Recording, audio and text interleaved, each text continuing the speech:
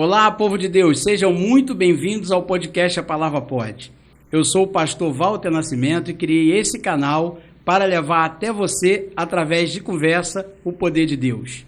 E neste primeiro episódio, estamos recebendo aqui o bispo Jean Carlos Lopes, presidente do Conselho de Ministros Evangélicos Mundial. E o tema de hoje é como se aproximar mais de Deus. Graça e paz, bispo. Seja muito bem-vindo ao podcast. Graças e paz, pastor Walter. É uma honra poder estar fazendo parte aqui, primeiro, de muitos, nesse podcast. Eu quero agradecer aqui ao carinho de nos convidar para estarmos juntos nessa jornada. Amém, bispo. Ô, bispo, eu queria que o senhor começasse esse programa se apresentando. Quem é o bispo Jean? De onde o senhor é? O senhor nasceu onde? O senhor nasceu em berço cristão? Como foi a sua infância? Bom, meu nome é Jean Carlos Lopes Martins. Eu nasci em 1975, estou com 48 anos. Nasci em Duque de Caxias, na casa de maternidade ali que tinha em Duque de Caxias, Santa Paula, no bairro Gramacho. E não nasci em berço evangélico, a minha família não era cristã. Os meus avós, por parte de pai, que eram da igreja pentecostal Deus é Amor. E foi através deles que eu conheci o evangelho ainda criança. A minha avó me levava para as vigílias e os cultos, e ali eu fui aprendendo a gostar das coisas de Deus, e posso dizer que ali eu aprendi a amar o Senhor, nessas idas e vindas que a minha avó me levava. E o tempo foi passando, fui crescendo. Aos 11 anos de idade eu já estava entregue, completamente quebrantado na presença do Senhor, e eu passei a ter dons espirituais, dons de visão. Já com 10 anos de idade o Senhor já me dava visões, e isso despertou nos meus pais, que não eram cristãos, medo de eu estar fanático ou alguma coisa do tipo. E aí eles me tiraram da igreja, me proibiram de ir à igreja. E no último dia que eu fui no culto, eles avisaram que era o último dia que eu iria. No último dia que eu fui no culto, eu chorando, com lágrimas nos olhos, olhei para o altar e eu profetizei sobre a minha vida. Uma criança de 11 anos disse: Senhor, estão me tirando da tua presença, mas um dia eu vou voltar. Eu vou subir naquele altar, vou pregar a tua palavra e vou ser um pastor. Glória a Deus. Eu lembro essas palavras até hoje e se cumpriu, para a glória de Deus. E depois de quanto tempo, bispo? Aí eles tiram o senhor da igreja, achando que o senhor está fanático, a vida passa, e a sua conversão? Quando se deu e como aconteceu? Bom, como todo jovem, eu fui crescendo, fui conhecendo o mundo e as suas facilidades, e fui me entregando, me envolvendo. E eu me lembro que eu virei roqueiro, era roqueiro, tinha cabelo vermelho, aquela coisa toda, cheio de listras na cabeça, era brinco no nariz, na orelha, essas coisas assim, correntinha, que usava naquela época. Naquela época até que isso não era muito comum, hoje é popular. Naquela época, se eu sentasse no ônibus perto de alguém, a pessoa levantava. Caramba! Era assim, era muito estranho mesmo, uma pessoa andando da forma como eu andava. E aos 16 anos, nunca me envolvi com drogas, nunca quis, já era algo dentro de mim. Tudo que eu tiver de fazer, eu vou fazer de cara limpa. Então nunca quis drogas, me ofereciam bastante, mas nunca cheguei a usar drogas, nunca roubei. Então não tenho aquele testemunho, eu sou isso, ex aquilo. Não sou não. A única coisa que eu fui era roqueiro, só isso, Sim. Mais nada. Aí aconteceu com 16 anos para 17, eu era padeiro, trabalhava numa padaria à noite, no turno da noite, e trabalhávamos eu e um rapaz chamado Alexandre, que hoje está no Senhor. E o Alexandre, ele era meu ajudante de padeiro na época, e eu me lembro que aconteceu algo sobrenatural assim que mudou a minha vida. Naquele dia foi o Senhor me resgatando.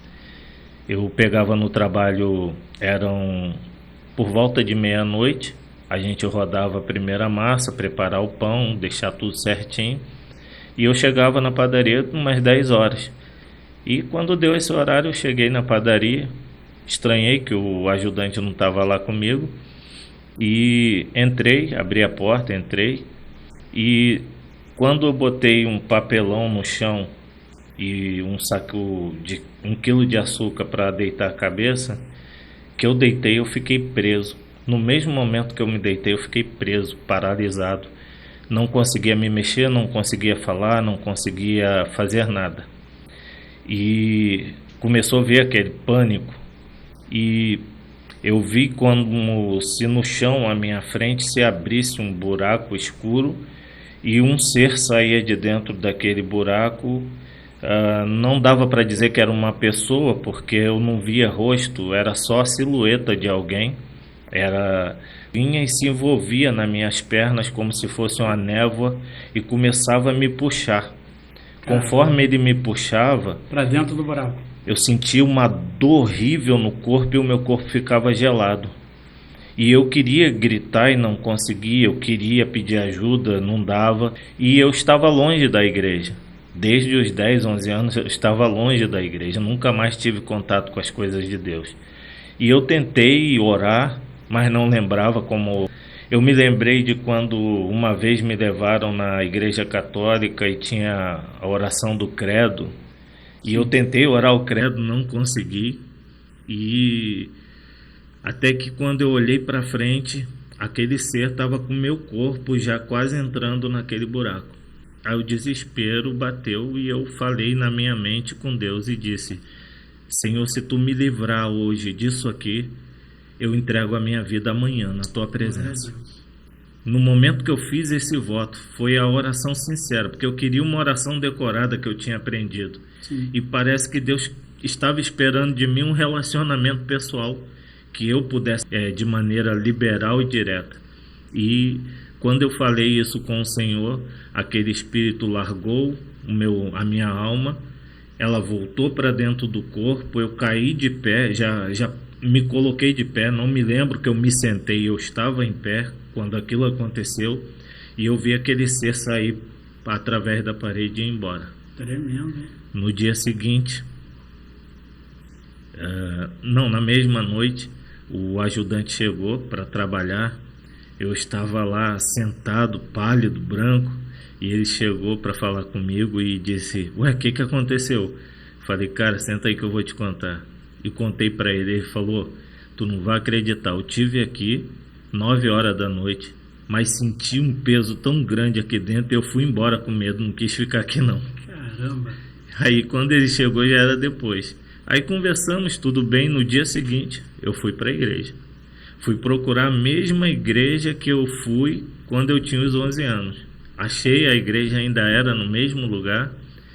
E eu entrei lá na igreja já disposto, chamei 2 amigos meus, sentei no primeiro banco, falei: daqui para eu levantar a mão é fácil, é um pulo daqui para lá. E no momento do apelo, o pastor olhou para mim e falou: você, jovem. Estávamos em 3, aí eu fiz assim, ele olhou para mim e falou: é você. O Senhor me mostrou aqui que Satanás veio tomar a tua alma nessa madrugada.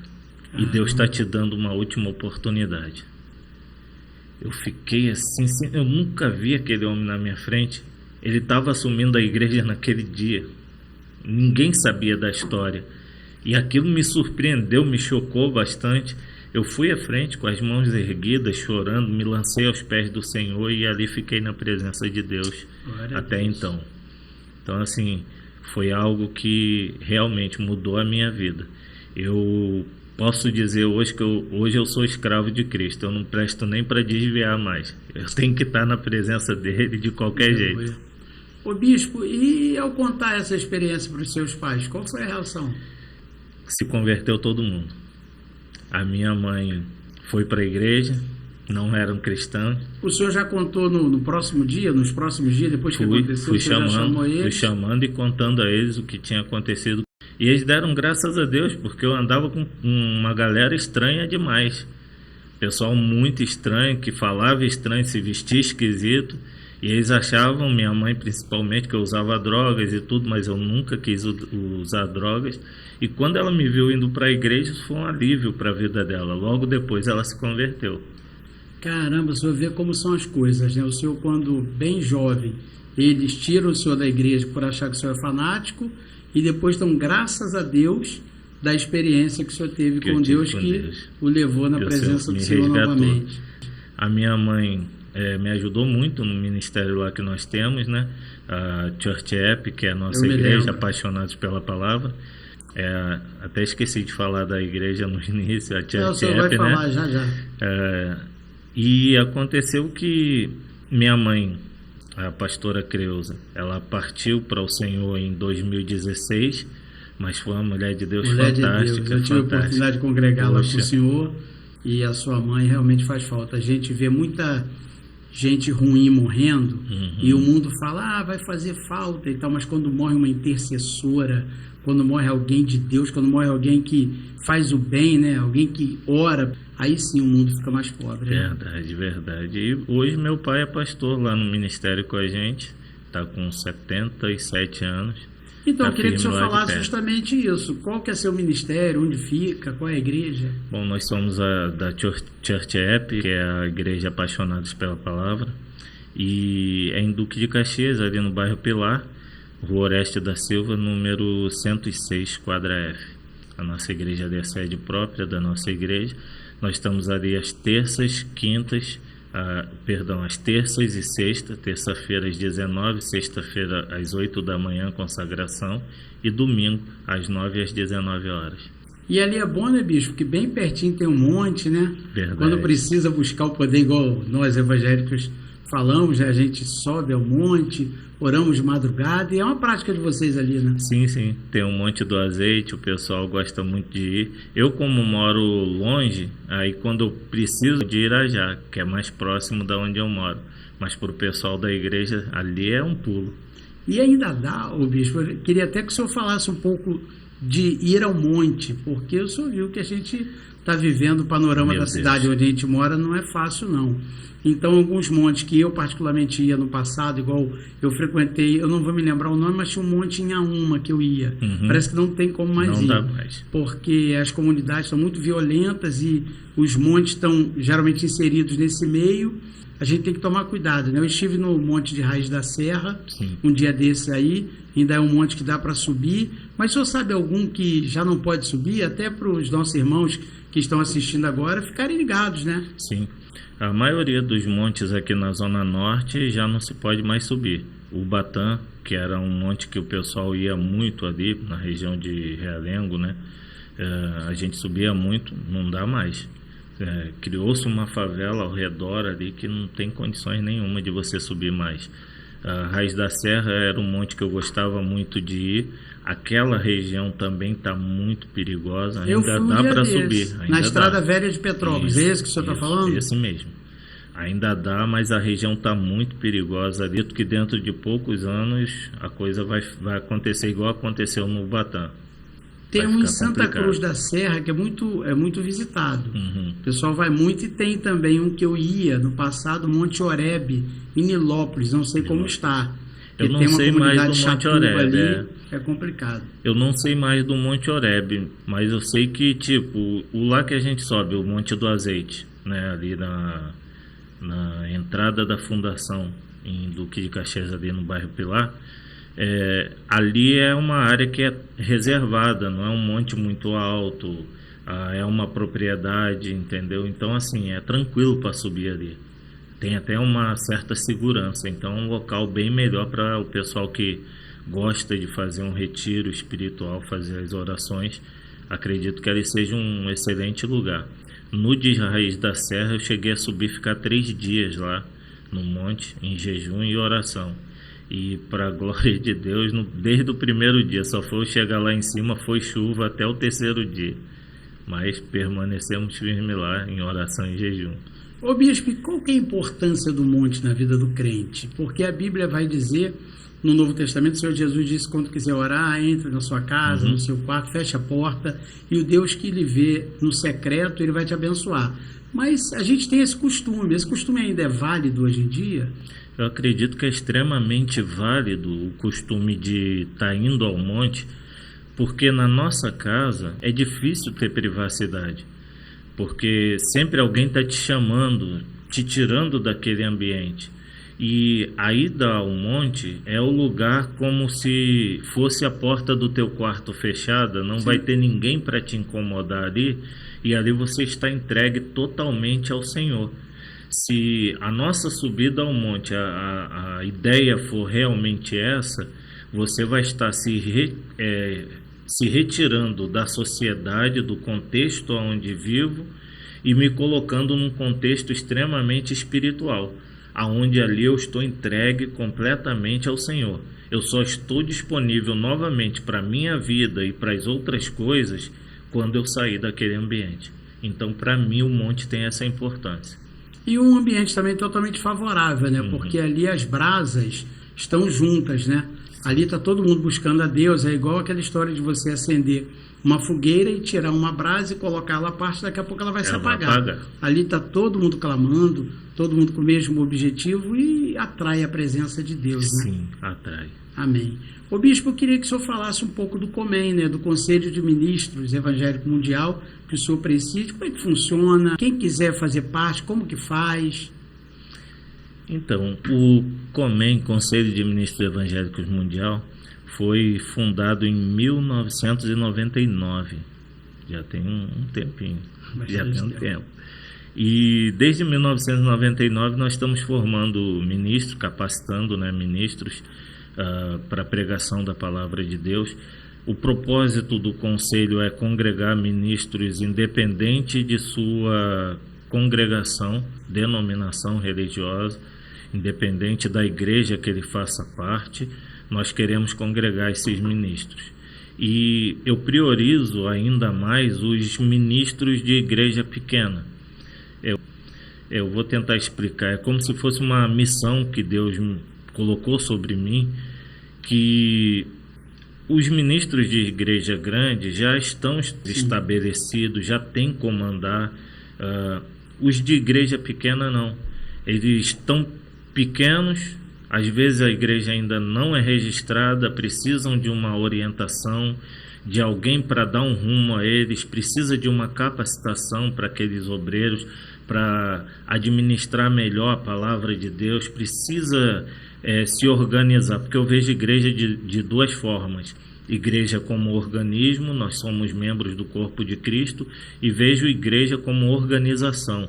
Como organismo, nós somos membros do corpo de Cristo, e aí tem aquele processo de conversão, sim, que é quando o Senhor nos tira da lama, e o processo da santificação, que é quando o Senhor tira a lama de nós. Então são dois processos. A santificação ela precisa permanecer para sempre na nossa vida, é um processo cotidiano. Santificar é algo que eu preciso fazer pela minha vida espiritual todos os dias. Sem santificação, ninguém verá a Deus. Então é um princípio. E o COMEN ele veio nessa pegada para ajudar os ministros, as igrejas, ajudar a organizar a igreja. Então nós temos cursos diversos, introdução à teologia, básico, médio, bacharelado em teologia, curso de capacitação ministerial, capelania, juiz de paz eclesiástico e vários outros cursos que ministramos desde essa época por todo o Brasil. E acredito eu que só aqui no Rio de Janeiro nós já estejamos aí passando dos 5.000 capelães formados, prestando o seu trabalho às instituições nas mais diversas áreas. Então o COMEN ele entra na vida do pastor, na vida da igreja, e não só no apoio espiritual, no apoio jurídico, ele estrutura, na verdade, a igreja, né? A ideia é dar estrutura, que aquele pastor que está iniciando, que ainda não sabe bem por onde ir, está buscando em Deus orientação e direção, mas não tem aquela ideia da burocracia, sim, da igreja.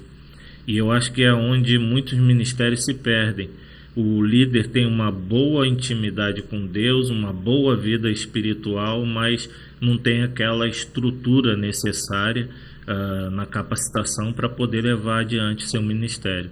Então o Comem vem justamente suprir essa lacuna. E hoje em dia, bispo, o senhor tem quantos mais ou menos filiados ao Comem? Hoje nós estamos aí 983 filiados. Amém, glória a Deus. Ô bispo, o senhor falou sobre capelania, né? O senhor é capelão, eu tive a oportunidade de fazer com o senhor esse curso também. Queria que eu falasse um pouco o que é um capelão cristão, o que faz, abre portas, parece que hospitais você consegue visitar pessoas com mais facilidade. Fala um pouco, por favor, sobre isso. Sim. Bom, a capelania ela é algo assim de suma importância na visitação, tanto de hospitais como presídios e etc. Na realidade, eu costumo dizer quando estou dando aula que a capelania ela não é cristã, a capelania ela é civil.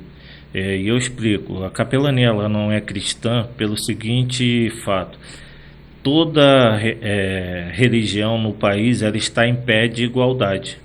Toda religião no país ela tem uma legislação que vale para todas as demais religiões. Então não existe uma lei criada só para a igreja evangélica, não pode no Brasil. O país é laico. Se eu crio uma lei que dá benefício, é para todas as religiões, é em pé de igualdade. A capelania, tanto o espírita pode exercer a capelania, quanto o muçulmano pode exercer a capelania, quanto a igreja católica, os evangélicos e etc. Ela é aberta a todos, por isso eu digo que a capelania ela é civil. Mas cada capelão ele vai exercer a sua função de capelão levando a religião a qual ele professa. Sim. E dessa forma o capelão ele pode dar auxílio nos hospitais, aos doentes, aos familiares do doente, dar assistência à equipe médica que trabalha na unidade hospitalar. Esse serviço é voluntário. Nós temos também capelães atuando junto à SEAP, que é a Secretaria Estadual de Administração Penitenciária, que são capelães que trabalham em presídios, em qualquer unidade prisional. Para isso basta fazer um cadastrozinho junto à SEAP e aí você já pode estar exercendo a função dentro dos presídios e levando a palavra de Deus, instruindo, montando projetos para poder levar o conhecimento e até mesmo atividades ocupacionais para essas pessoas que estão privadas de sua liberdade. Além de termos capelães em escolas, etc., onde se fizer necessário.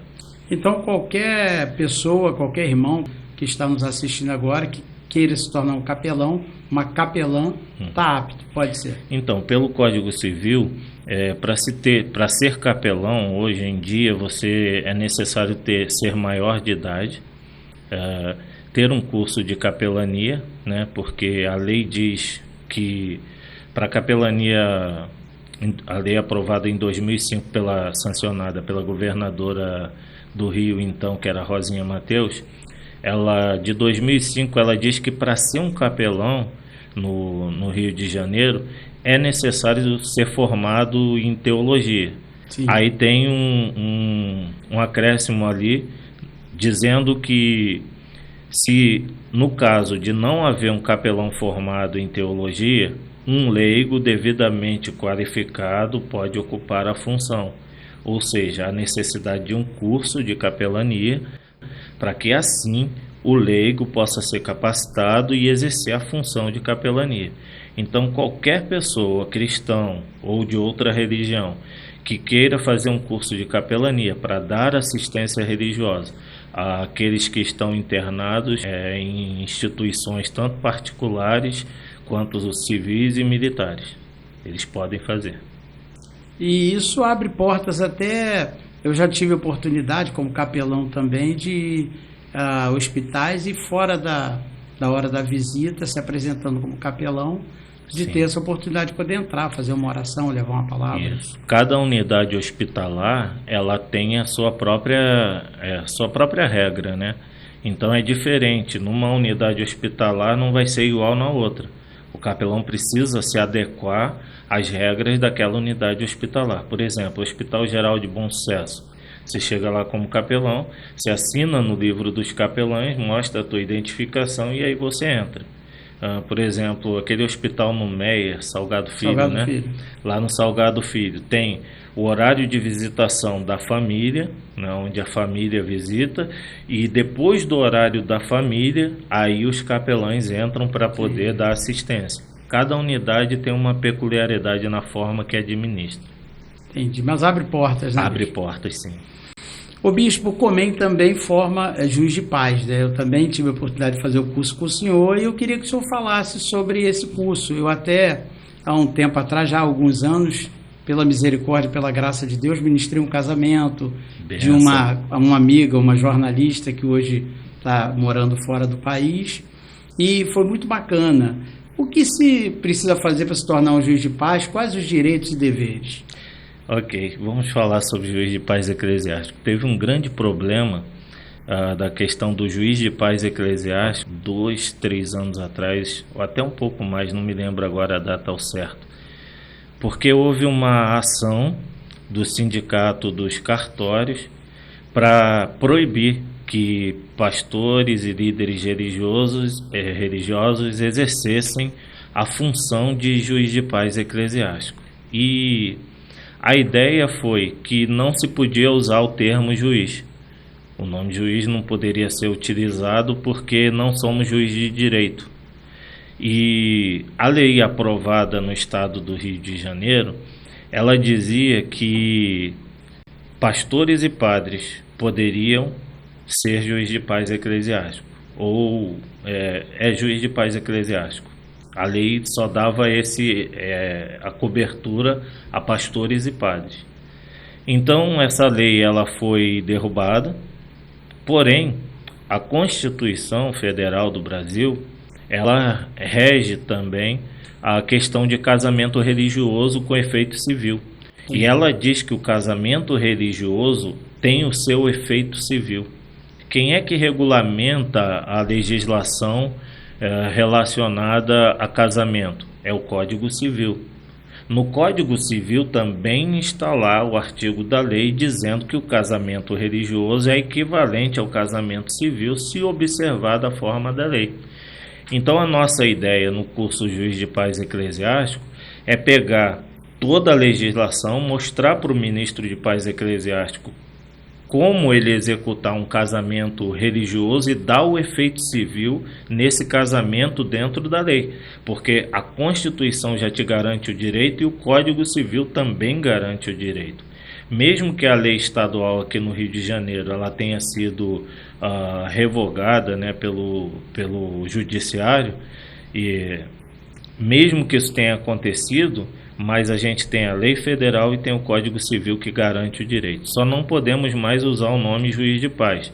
Entendi. Portanto, o nosso curso agora é ministro de paz eclesiástico. Entendi. Eu não posso usar o nome juiz, mas posso usar o nome ministro. E continua valendo, porque é uma lei federal. Não sei se o pastor sabe, os nossos ouvintes sabem. Só legisla sobre religião a federação e o estado. O município não legisla sobre religião. A Constituição não permite ao município criar leis sobre religião.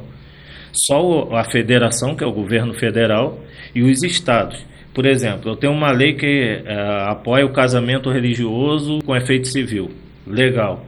Essa lei federal. Aí os estados vão dizer como essa lei vai funcionar dentro da jurisdição aqui do estado. Aí eles criam uma lei dizendo, vai ser assim, assim, assim. Sim. Aí junta a lei federal com a estadual e aí a gente começa a trabalhar em cima disso. É o que nós temos hoje para trabalhar. E o o ministro de paz eclesiástico, ele é de suma importância porque assim, quando você vai dar a entrada num casamento religioso com efeito civil, né, você não vai precisar do juiz de paz do cartório, então você não vai pagar os emolumentos do juiz de paz do cartório, você vai desafogar aquela fila enorme do cartório, porque você marca um casamento aí, só tem vaga para daqui a 3 meses. Se a pessoa tiver pressa, não tem como antecipar a data, é uma dificuldade muito grande, além de ser um serviço muito caro. Eu acho um absurdo cobrar aquele valor todo por um casamento, 800, às vezes R$ 1.000 para poder fazer um casamento civil. Tudo muito caro para uma coisa que não é tão... os sistemas hoje, né, no país, eles são todos digitais, todos interligados. Então não precisa cobrar um valor absurdo desse, né? É algo que é demais. E o juiz de paz eclesiástico, ele tira todo esse contexto lá do cartório. O casamento é realizado pelo ministro religioso na igreja, ele faz o civil e, de acordo com a legislação, ele faz o religioso também, e depois ele volta ao cartório para dar o efeito civil no casamento, logo após a cerimônia realizada. Dando o efeito civil ao casamento, a certidão de casamento é emitida pelo cartório e o ministro religioso entrega a certidão de casamento aos noivos, aos casados, né? Entendi. Ô bispo, falando nisso, tem muita gente que tem muita dúvida. Qual a diferença do casamento no civil e no religioso?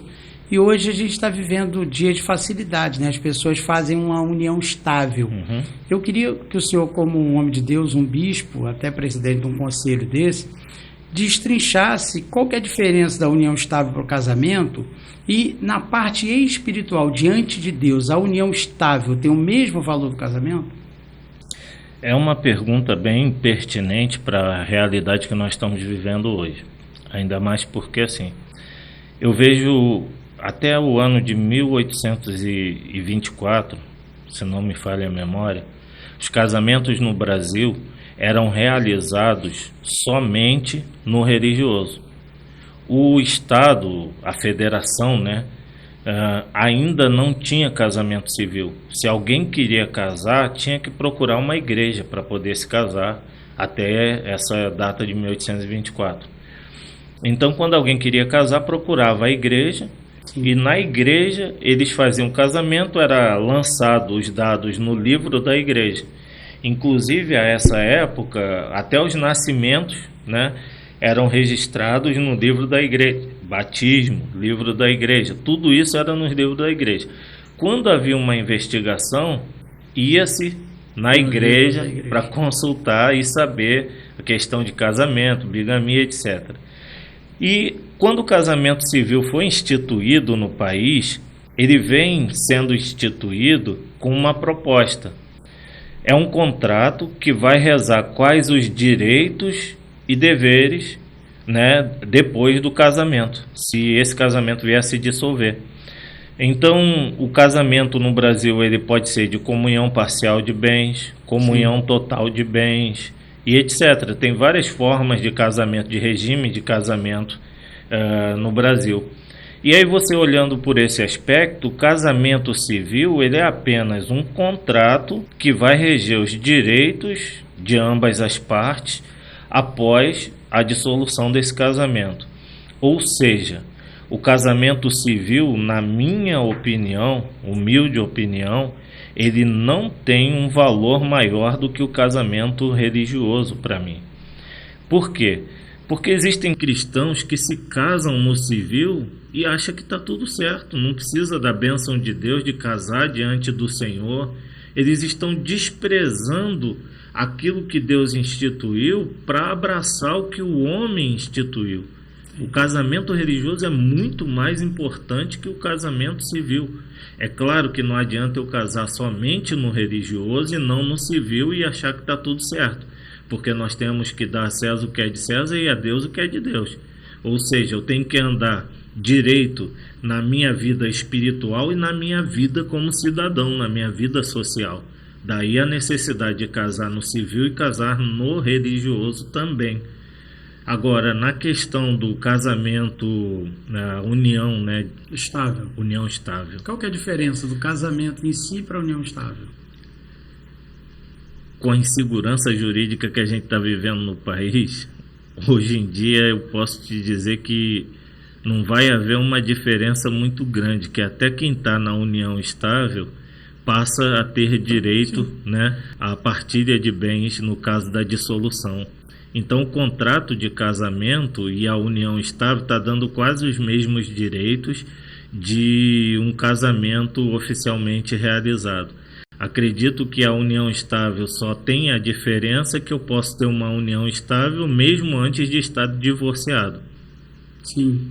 Aí sim entraria a questão religiosa, que seria a questão do divórcio, e aí é outro universo. Só para entender, não consegui entender. Quer dizer que se eu sou casado ainda no papel, me uno a uma outra pessoa e vou ao cartório, eu consigo fazer uma união estável estando casado? Isso. Deu entrada no processo de divórcio, está rolando lá o processo. Eu constituí uma outra família, mas não posso casar com aquela pessoa. Aí faço uma união estável. Uma união estável. Caramba, não sabia disso. Aí é. Ô bispo, só para ficar claro então, uma irmãzinha que está nos assistindo agora, um irmão que está nos assistindo, eles querem fazer uma união estável, são solteiros, querem fazer uma união estável e querem fazer diante de Deus o casamento religioso. Essa união estável com esse casamento, com essa cerimônia, vale tanto quanto, é claro que o senhor falou aqui dos direitos, deveres e tal, de um casamento oficial, mas se tem quase o mesmo direito, se provando que se viveu tanto tempo com aquela pessoa ali. Mas eu estou falando no lado espiritual, vale diante de Deus? A união estável ainda é algo novo e juridicamente instável ainda, porque ela pode mudar ainda, pode ser ainda evoluir no seu processo. Então eu prefiro hoje, ficar com o casamento, né, que é o, como eu vou te dizer, o casamento civil serve como a base que a gente usa como cristãos, e o casamento religioso. Então, prefiro ficar com o casamento civil do que com a união estável. Eu não aconselho na nossa igreja união estável. Também não recebo união estável. Na nossa igreja eu aceito só o casamento civil. Casamento religioso. Até mesmo porque eu não tenho como fazer uma investigação de cada pessoa que vai aparecer na igreja e saber como está a tua situação. Então, como você apresenta a tua documentação de casado no civil, a igreja já fica mais fácil, já está mais esmiuçado para ela poder montar ali e te receber como membro no corpo de Cristo. Amém. Isso é um tema muito importante. Né? Tem muita gente que está nos assistindo agora. Eu tenho conversado com muitas pessoas que falam, eu não posso casar agora, poderia fazer uma união estável, mas diante de Deus não é aceito e tal. Por isso que eu pedi ao senhor para que o senhor falasse sobre isso. O bispo, mudando de assunto e voltando para o tema aqui do podcast, cujo nome é A Palavra Pode. Há pouco falou aí no início desse podcast do poder de Deus, da experiência que o senhor já teve com Deus, essa experiência terrível, né? Mas que graças a Deus foi uma experiência de trevas, mas que levou o senhor até a luz de Cristo. Eu queria saber do senhor, depois dessa experiência, eu ouço muitas pessoas falando, e hoje em dia eu acho até que se fala demais de que Deus... O senhor já conversou com pessoas que do nada chegam para o senhor assim e falam assim, Deus falou isso para mim. Hoje em dia está tão comum as pessoas falarem isso, que eu já vi irmãos, irmãs que dizem, eu coloquei uma roupa, aí Deus falou para mim, essa roupa não, coloca outra. Aí eu falei para essa pessoa, poxa, mas Deus tem tanta coisa para falar, cara. Você acha que Deus vai falar isso para você? Então será que Deus, o Senhor nosso Deus, Criador do céu, Criador da terra, que também é um Deus pessoal, é um Deus que tem um monte de coisa para cuidar, a gente está vendo como que está o mundo, mas eu volto a dizer, eu sei que Ele é um Deus pessoal. Será que esse Deus está falando tanto quanto as pessoas dizem hoje que falam? É um assunto bem intenso para se falar, e assim, o pessoal lá da nossa igreja já sabe que eu sou um crítico ferrenho, sabe que eu bato muito em cima dessa questão. Eu, antes de começar, né, para não dar uma interpretação errada para quem está me ouvindo, eu creio nos dons espirituais. Sim, eu também. Eu tenho dons espirituais para a glória de Deus, e esse dom é para serviço da igreja. Quando o Senhor me fala através de revelação, eu entrego a revelação que o Senhor me falou. Não tenho medo algum, porque conheço a voz de Deus. Agora, Deus não fala comigo de 5 em 5 minutos. Ele fala o dia que Ele quer, o ano que Ele quer e quando Ele quer. Verdade. Então, o que tem acontecido no meio evangélico é o seguinte, é uma banalização dos dons espirituais. E eu bato muito em cima disso, porque muita gente vem para o evangelho ainda novo na fé e já sai recebendo cargo, nem discipulado é. O pessoal não passa por um discipulado, não frequenta uma escola bíblica dominical, mas tem uma boa oratória ou sabe cantar bem, então determinados pastores estão pegando e ungindo essas pessoas e botando em cima do altar.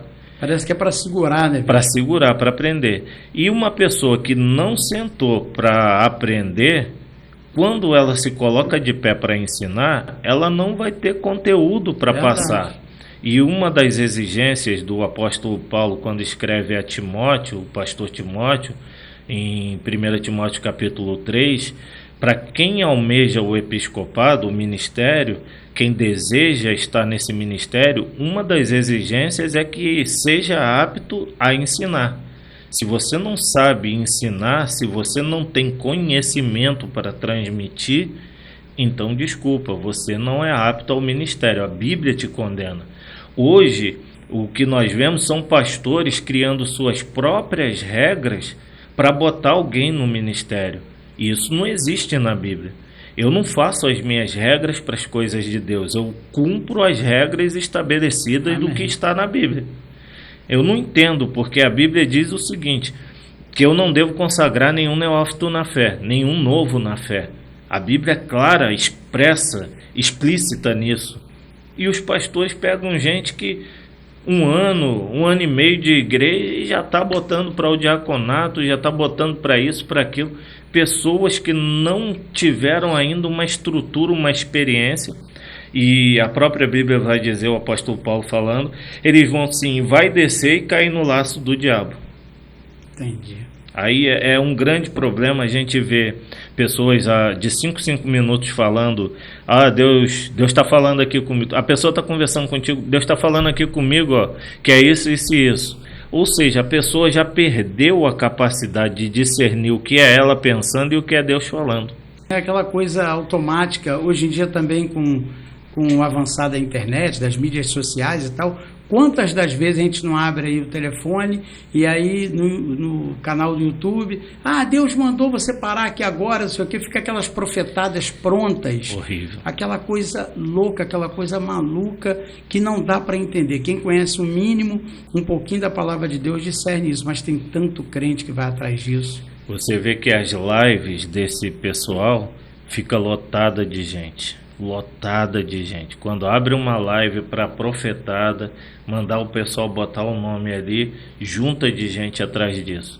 Agora uma coisa marque um culto de estudo da palavra. Não vai quase ninguém. Não vai quase ninguém. De oração. Não vai quase ninguém, porque o povo quer facilidade. Ô bispo, há pouco tempo, na verdade ano passado, né, a gente já está atravessando a pandemia, né? Tanto que a gente fica sabendo aí sempre o número está aumentando da Covid, em alguns locais e tal. E a igreja, ela atravessou 2 anos e pouco desse problema. Eu queria que o senhor falasse um pouco, porque muito foi dito de que a pandemia já tinha sido anunciada na palavra. Há até uma teoria que eu ouvi, e não estou cravando que seja fato ou não, que o mundo estava alinhado para a nova ordem mundial e que Deus teria permitido essa pandemia para que a humanidade se dividisse de novo e para que isso se desse mais para frente. Talvez quem fala sobre isso diz que é porque a igreja não estaria ainda adornada para receber de Deus o arrebatamento tão esperado. Queria que o senhor falasse um pouco da pandemia. O senhor particularmente perdeu gente muito próxima, perdeu membros, pessoas morreram lá da sua parentela, da sua congregação, e que o senhor também emendasse nessa sua resposta sobre pós-pandemia. Muita gente ficou na igreja online e está até hoje, não voltou mais para a igreja, porque tinha aquela facilidade, né? Não saia de casa, nós assistimos o culto online e as pessoas continuam hoje online. É possível adorar a Deus só online? É possível não estar irmanado, não estar igrejado, não ser membro do corpo de Cristo? A questão da pandemia, ela foi realmente, assim, destrutiva, tanto para a questão da sociedade quanto para a questão espiritual. Muita gente que começou a congregar, eu começo respondendo pela última pergunta, né? Muita gente que deixou de congregar na pandemia, inclusive nós fizemos muito culto online, ajudamos muitas pessoas que estavam em extremo desespero mesmo, porque a sociedade atual não conviveu com isso. Só no século passado que a gente teve a crise da gripe espanhola, sim, que foi uma pandemia também. Então, o pessoal dessa geração não pegou algo dessa dimensão, dessa natureza. E o surto de doenças psicossomáticas também aumentaram durante a pandemia. E muitas pessoas, no Fique em Casa, elas acabaram estando reclusas e não conseguiram até hoje voltar a vida normal de fato, algumas por estarem doentes de forma psicossomática e outras por conta do comodismo mesmo. Mas isso é um grande perigo, porque a palavra de Deus diz em Hebreus, capítulo 10, versículo 25, não deixando de congregar, como é costume de alguns. Então, assim, o fato de congregar é de suma importância para a vida espiritual do cristão. Lembra no início que eu falei sobre a conversão? É o Senhor tirando a gente da lama. Sim. A santificação é o Senhor tirando a lama da gente. Se eu não congrego, se eu não me reúno na congregação dos santos para ser ministrado, para receber uma palavra de vida eterna, para ter um momento de comunhão, e eu acho que em casa eu vou manter essa mesma manutenção, isso é um engano. Porque com o passar do tempo, a gente vai relaxando espiritualmente e se distanciando de Deus. O fato de congregar, o ato de congregar, na realidade, ele te traz para perto do Senhor. E isso é muito importante. Agora, as pessoas que dizem que estão online, uma hora ou outra, você vai trocar o teu culto online por algum entretenimento, que aparecer mais interessante naquele horário. Então você não vai estar mais priorizando tanto. E além do mais, nós precisamos estar no contato físico, o contato da comunhão dos crentes, o ajuntar das brasas, tudo isso faz a diferença.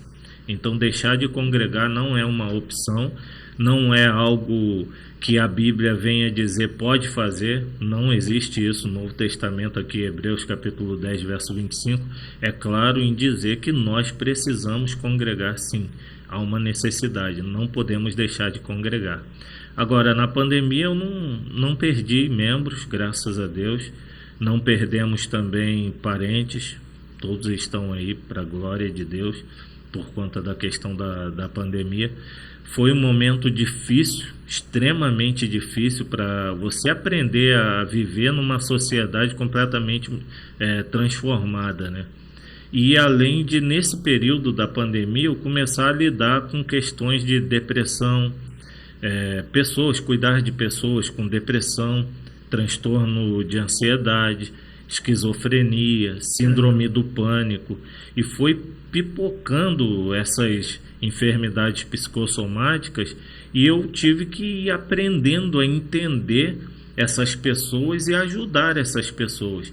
Foi aonde eu comecei a mergulhar na psicanálise, comecei a estudar a fundo para poder entender a mente humana, como funcionava, para poder, a partir daí, trazer uma solução para essas pessoas e poder ajudar as pessoas que estavam nessa crise que veio junto com a pandemia. Ela veio de presente, né? Um presente grego veio de presente junto com a pandemia, infelizmente. havia-se um preconceito, e ainda há um preconceito gigantesco dentro das igrejas, pela questão da doença psicossomática. Normalmente se trata a depressão como demônio. Normalmente se trata uma síndrome do pânico, um transtorno de ansiedade como opressão. É a primeira coisa que se trata dentro da igreja. Não que a igreja seja preconceituosa, mas por falta de informação. Haja vista que na Idade Média a Igreja Católica, se uma pessoa fosse canhota, ela era possuída por um espírito maligno, e essa pessoa tinha que aprender a escrever com a outra mão. Entendi. Então, assim, de tempo em tempo, a gente tem um conceito formado na sociedade por falta de informações e precisa mudar esse conceito. E aí eu fui estudar, fui procurar, buscar nos estudos, pedindo orientação a Deus para que a gente pudesse então trazer um refrigério para as pessoas, poder orientar, ajudar a organizar a mente das pessoas que estão sofrendo na questão de depressão e transtornos psicossomáticos. E aonde eu entendi que nós temos um órgão que é de suma importância no corpo humano, e nós não tratamos dele, nós tratamos do coração. Se o coração adoece, tu toma remédio para o coração, faz exame, coloca uma ponte de safena. Se você tem problema nos pulmões, que foi o caso da Covid, sim, você vai tratar, não tem problema nenhum. Mas se o teu órgão principal do teu corpo adoece, que é o cérebro, ele é um órgão. O cérebro está ligado à nossa coluna vertebral, o sistema nervoso central e o sistema nervoso periférico. Então, o cérebro controla tudo no nosso corpo. Se ele não funciona direito, as causas podem ser terríveis para o corpo humano. E a doença psicossomática, ela quando a gente fala psicossomática, é que psique fala de alma, de emoções, e soma é o corpo. Ou seja, a doença psicossomática é a doença que começa na alma, nas emoções, e os seus sintomas se manifestam no corpo. Então, como eu costumo dizer, aquilo que não se traduz em palavras tornam-se sintomas. Gente que engole tudo, aguenta tudo calado, uma hora explode como sintomas. Vai somatizando, né? Vai somatizar no corpo da pessoa, e os sintomas são terríveis. E o cérebro, ele adoece de duas formas. O cérebro, ele tem duas maneiras de adoecer. Estrutural, quando há um dano na estrutura do cérebro, pode ser um AVC, né? A pessoa, ela vai ficar parte do corpo paralisado, etc., né? Quando sobrevive a um AVC, às vezes a fala, a visão some, e você percebe que o aparelho fonador da pessoa permanece intacto, mas ela perde a fala. Os olhos permanecem intactos, mas ela perde a visão. E isso me leva a fazer a seguinte pergunta: eu não falo com a boca, com o sistema fonador, as cordas vocais? Você fala porque o teu cérebro manda o comando para cada músculo se mover na quantidade exata para você emitir o som. Se o cérebro não faz isso, você não funciona, você não consegue falar. Se eu enxergo, eu não enxergo porque eu tenho olhos, eu enxergo porque o cérebro, ele pega a luz que entra pelos meus olhos, vai pelo nervo ocular até o cérebro, e o cérebro transforma isso em imagem. Uma prova disso é que quando eu estou dormindo, o que acontece? Eu tenho visões, eu tenho sonho, meus olhos estão fechados. Sim. Então por que eu enxergo? Por que eu vejo pessoas no meu sonho? Porque a imagem é formada no cérebro. É o meu cérebro que forma a imagem. E isso, quando uma pessoa que adoece, por exemplo, de um problema de transtorno de ansiedade junto com depressão, que é o que leva ao suicídio, né? A ansiedade, quando junta com a depressão, ela provoca os pensamentos suicidas. E a pessoa começa a ouvir vozes. E aí na igreja a gente vai dizer demônio, né?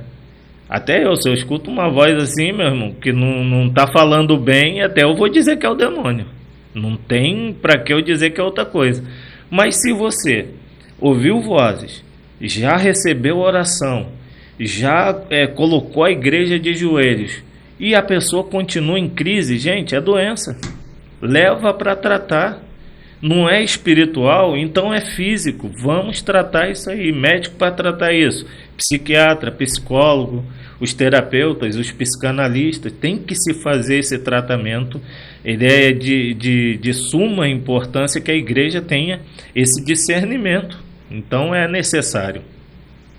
Então, bispo, já que o senhor falou de suicídio, vamos de polêmica, né? Agora eu vou lhe fazer uma pergunta polêmica. Sim. Com o avanço de todas essas doenças, com as vozes, com tanta coisa moderna, né, que existe hoje, diria ruim, né, porque a pessoa que está atravessando uma situação dessa. Então, vamos lá, uma pessoa que está atravessando uma situação dessa, ela está se cuidando, ela está recebendo oração, não está sendo suficiente, ela está tomando remédio, não é suficiente e ela dá cabo da própria vida. É claro que só quem julga é Deus. Sim. Mas, biblicamente, desde criança, eu ouço falar, e quem está nos vendo também vai concordar que para o suicida não há salvação, não há perdão. Como que o senhor enxerga isso hoje? Então, eu enxergo isso de uma maneira muito diferente do que a maioria dos cristãos enxergam. E eu explico, sem medo nenhum, eu explico com bastante clareza a esse respeito. Depressão é uma doença grave, é uma doença que é catalogada pela Organização Mundial de Saúde, ou seja, não é uma frescura, é uma doença, ela tem um CID, que é a Classificação Internacional Sim. de Doença, né? É o CID da depressão 010, e ela tem as suas variações. Os episódios que são classificados pela letra F e mais algum número, e aí vai qualificando cada tipo de crise depressiva ou transtorno de ansiedade. Então é uma doença séria. Hoje estima-se no mundo que nós já temos mais de 250 milhões de pessoas com doenças psicossomáticas. Há um estudo recente que dentro de 20 anos, no máximo, nós teremos entre cada 10 pessoas, nós teremos no mundo 8 pessoas que terão doenças psicossomáticas. De cada 10? De cada 10, Caramba. 8. É a maior explosão de doença psicossomática que está acontecendo na história. Alguém vai ter alguma coisa, síndrome do pânico, alguma coisa. Porque a sociedade está sendo transformada de uma maneira tão acelerada que o nosso emocional não estava preparado para isso. Sim. O mundo hoje é virtual, mas o meu cérebro não é não. Muita gente hoje, a juventude usando metaverso, que é uma coisa que eu abordei lá na igreja, a gente teve um encontro Conexão Jovem na nossa igreja, falamos sobre o apocalipse e o metaverso. Mostramos o avanço da tecnologia, né, e essas duas pontas, o que a Bíblia diz no Apocalipse e o que é o metaverso, inteligência artificial. Eu trabalho com inteligência artificial, sou programador, então eu crio inteligência artificial para executar funções para mim de forma automática. É como se eu criasse funcionários para trabalhar para mim de graça, né?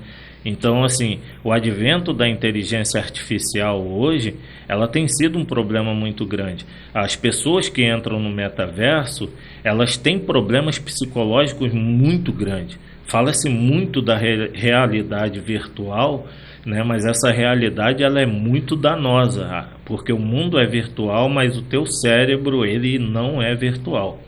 E a gente poderia até entrar em outro assunto sobre essa questão virtual, mas eu vou falar aqui sobre o suicídio para não fugir da pergunta inicial. Na questão do suicídio, eu enxergo o suicídio de duas formas. Primeiro, a gente tem o suicídio de Judas Iscariote, que traiu Jesus, não teve a coragem de assumir o erro, pedir perdão, que o Senhor Jesus estaria pronto a perdoá-lo. Ele não teve a coragem de assumir o erro, pedir perdão e ser restaurado ao corpo de Cristo. E ele vai lá e comete o suicídio. Nós tivemos outro apóstolo que fez a mesma coisa, entre aspas, que Judas fez. O apóstolo Pedro. Ele negou o Senhor Jesus por 3 vezes. O Judas traiu, Pedro negou, e negou 3 vezes. Só que a atitude dos dois foi completamente diferente, antagônicas as atitudes dos dois. Judas não se humilhou para alcançar o perdão, não reconheceu o erro, ele vai e tenta o caminho, o viés do suicídio, tira a própria vida, porque não quer viver com aquela realidade. É o sentimento humano, vou tirar minha vida por covardia, porque eu não aceito a realidade do eu vou me punir. É essa a ideia de quem tira a vida por covardia. Eu vou me punir para resolver o problema da minha vida. Nesse ponto, Judas, a gente analisa. Pedro não, Pedro vai, se humilha, vai ao Senhor Jesus e é restaurado. Por 3 vezes o Senhor Jesus pergunta: Pedro, tu me amas? E Pedro responde: sim, Senhor, eu te amo. Então apacenta as minhas ovelhas. 3 vezes o Senhor faz a mesma coisa com ele e o justifica diante de todos. Ele poderia justificar Judas. A gente vai ver outro exemplo na Bíblia de suicídio de Saul, o primeiro rei de Israel. Saul, ele, para não cair nas mãos dos filisteus, ele tenta o suicídio, pede o servo dele para segurar a espada que ele ia se lançar sobre ela para que ele não fosse capturado.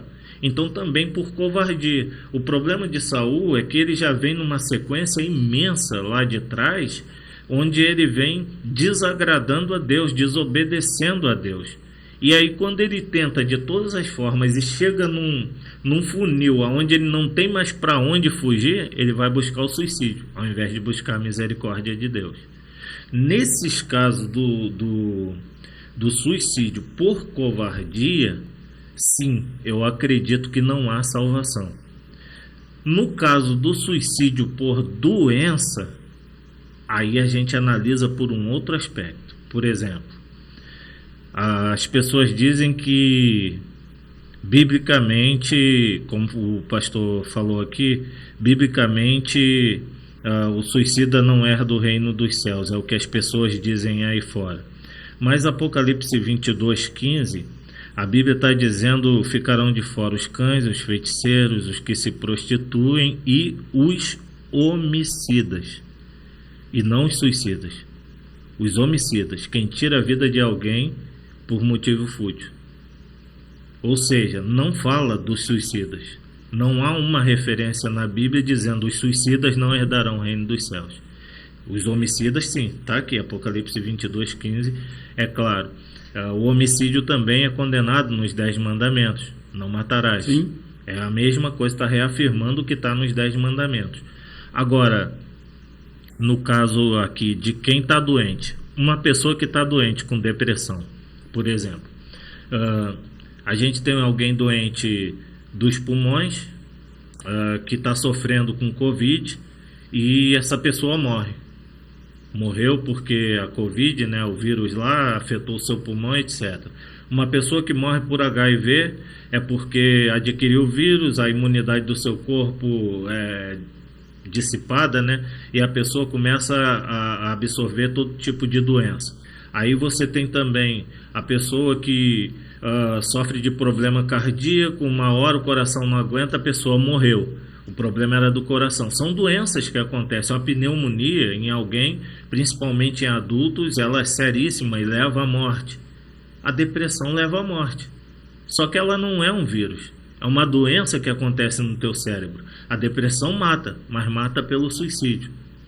Não é a pessoa que vai tirar a vida por covardia. Essa pessoa que sofre por depressão e transtorno de ansiedade, ela não tem mais o domínio das suas atitudes. Exemplo, uma pessoa em depressão, quando ela entra em crise de choro, ela consegue parar a hora que quer?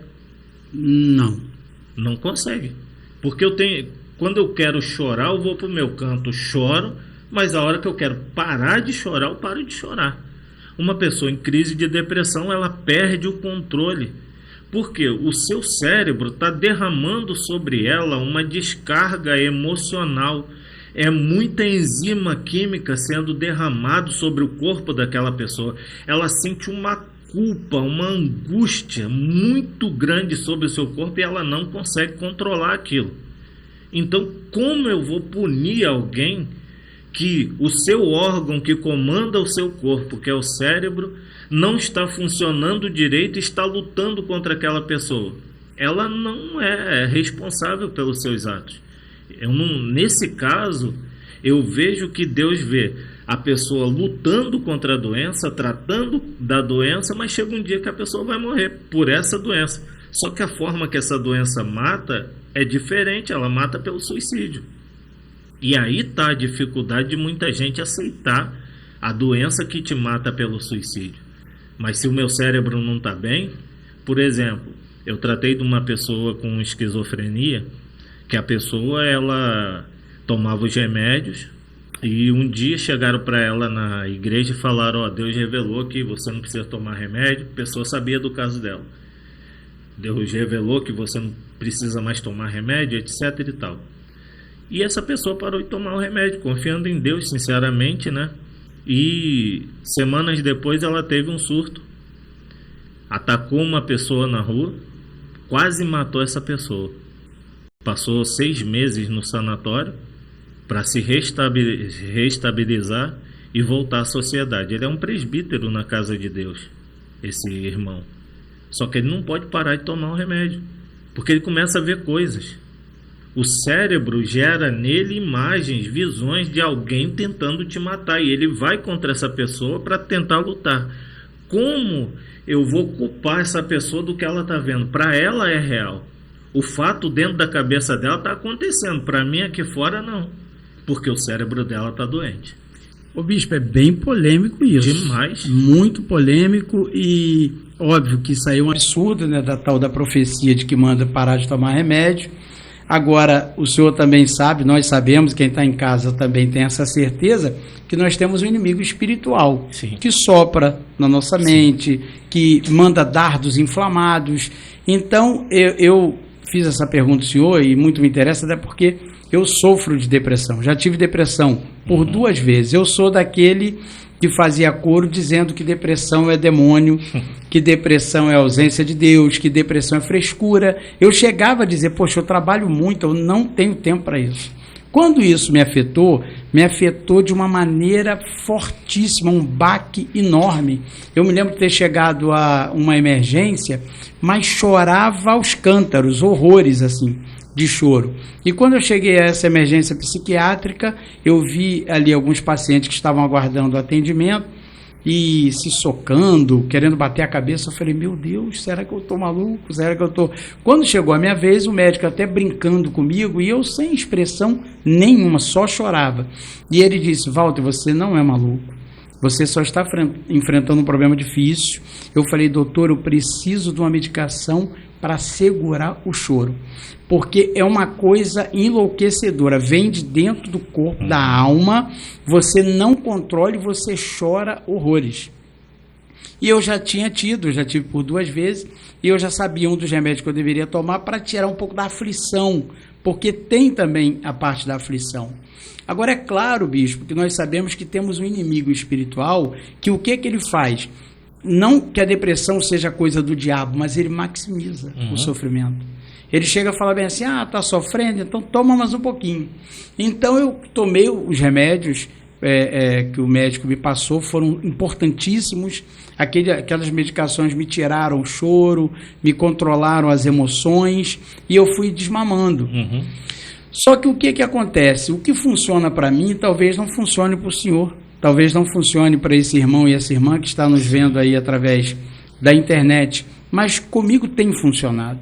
A palavra do Senhor nosso Deus diz que se o Filho vos libertar, verdadeiramente sereis livres. Eu me apeguei nessa palavra. Sim. E eu comecei a orar em cima dessa palavra. Eu falei, Senhor, é a tua palavra. O Senhor Jesus, ele disse orando a Deus, Pai, santifica-os na verdade, porque a tua palavra é a verdade. Eu falei, se a tua palavra é a verdade, eu quero que seja verdade na minha vida. E comecei a orar, e comecei a clamar, e comecei a dizer que se a Bíblia diz que se ele me libertar, eu me declarava liberto da depressão, da opressão. Volto a dizer, não é algo do diabo, é algo físico, é algo cerebral, é algo, mas eu vejo o viés do diabo, eu sei que o senhor como bispo também vê, que ele é oportunista. Então eu perguntei ao senhor sobre o suicídio. É claro que muitas pessoas que estão nos vendo vão concordar com o senhor, milhares vão discordar, mas vale isso. Isso é do jogo, é do papo. A palavra pode, é para a gente debater a palavra, cada um tira a sua conclusão. E é muito difícil. O que eu tenho a dizer para essa pessoa que está nos vendo agora, que talvez esteja sofrendo de uma depressão, de uma opressão, é que a palavra pode. Tome sim a medicação. Eu me lembrei agora, bispo, de uma mulher, irmã nossa, evangélica, filha de um jogador muito famoso, que na época nós ouvimos dizer, que era até o saudoso Pelé, que essa mulher, parece que é uma filha que ele não reconheceu, e ela sofria de um problema, e o pastor disse para ela isso que o senhor falou, que ele não precisava mais tomar medicação, que ela estava curada, e depois soubemos que ela veio a óbito.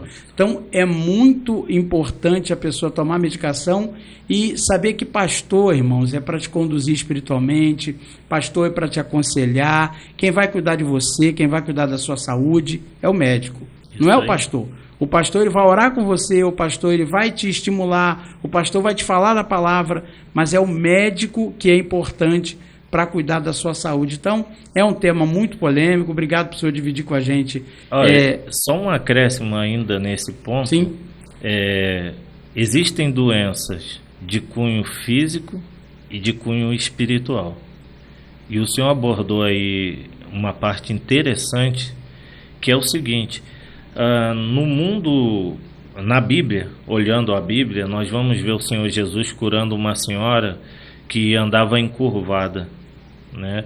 Há 18 anos ela andava encurvada, e o Senhor Jesus vai orar por ela, e o texto diz que ela tinha um espírito de enfermidade. Sim, me lembro. Uma enfermidade provocada por um espírito. A enfermidade era física? Era, ela andava encurvada, mas quem provocava aquela enfermidade? Era um espírito. Durante muito tempo, acreditou-se, na questão da Idade Média, que uma pessoa que tinha epilepsia era uma manifestação demoníaca, porque é bem parecido, bem semelhante o ato de convulsionar. Aí vem aquela pergunta: pode ser espiritual, pode ser físico? Como eu vou discernir uma coisa da outra, uma questão da outra? E o que eu tenho a dizer aqui é que epilepsia é uma doença que há uma falha na transmissão, na comunicação entre os neurônios, e na hora da descarga elétrica do cérebro, ela ir da forma correta, pelo canal correto, ela acontece de forma desordenada. Então há uma descarga elétrica no cérebro muito forte, intensa, de uma forma desordenada. E quando você leva choque, alguém já levou choque aí na tomada? Já. Tua mão faz isso, né? Fecha, né? Imagina você levando choque dentro da cabeça. Aí a pessoa está tendo aquela convulsão, está levando choque dentro da cabeça, ninguém está vendo. Mas ela começa a se entortar, cair, babar, virar os olhos, enrolar a língua. E tudo isso acontece no processo da epilepsia. Pode ser demônio essa doença? Claro que pode. Pode ser demônio. Tem doença que é física, mas tem outras que é provocada por espíritos malignos. Porque a gente sabe que o mundo espiritual, ele também tem a capacidade de imitar o mundo real que nós vivemos. Sim. Isso é uma realidade. Por exemplo, eu já orei por uma mulher que entrou na nossa igreja uma vez. Ela não era da igreja, ela vinha de um exame, de uma biópsia que ela foi fazer, de um câncer que ela tinha no seio. E ela entrou na igreja desesperada na hora da palavra, e ela se jogou no altar. E chorando muito e alto, eu estava pregando a palavra, e não consegui continuar a pregação, porque ela estava chorando muito alto. E ali eu parei, perguntei: mulher, o que houve? E ela se colocou de pé e disse: eu vim do médico. Mostrou lá a mamografia, o laudo da biópsia, estava com câncer de mama e estava em desespero. O caroço estava muito grande, segundo ela, do tamanho de uma laranja pequena, e estava muito grande. E ela desesperada, porque queimava e doía muito, ela já sentia queimar e doer. E eu falei: vamos orar pela senhora para que o Senhor opere um milagre na tua vida. Quando começamos a orar, o demônio manifestou naquela mulher. Agora olha o interessante, o diabo manifestou, e eu não sou desse tipo que fica fazendo pergunta pro diabo. Entrevistando. De onde tu veio, para onde tu vai, qual o teu nome, teu CPF, eu não quero já saber sabe, dele. né? Então manifestou aquele espírito na mulher e ele mesmo já saiu falando, eu recebi para botar isso nela. Eu ganhei e vou levar a vida dela. Desgraçada que ela entrou nesse lugar. Foram as palavras que aquela entidade falou na boca daquela mulher. E nós oramos, expulsamos o demônio daquela mulher.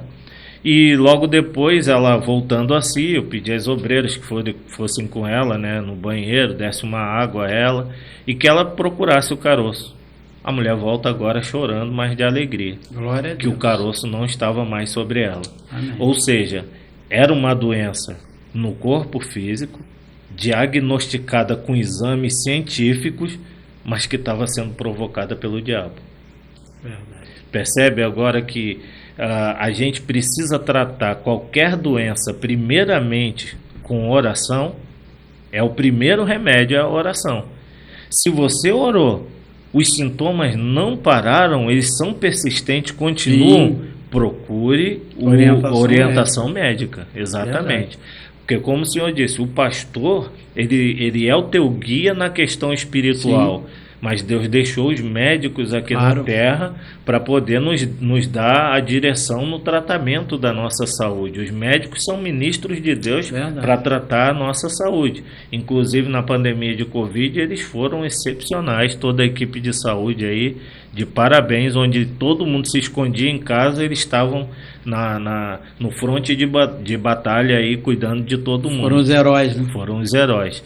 Infelizmente não receberam a gratificação da população brasileira ou dos nossos governantes. Infelizmente não receberam, mas deveriam ser reconhecidos como heróis.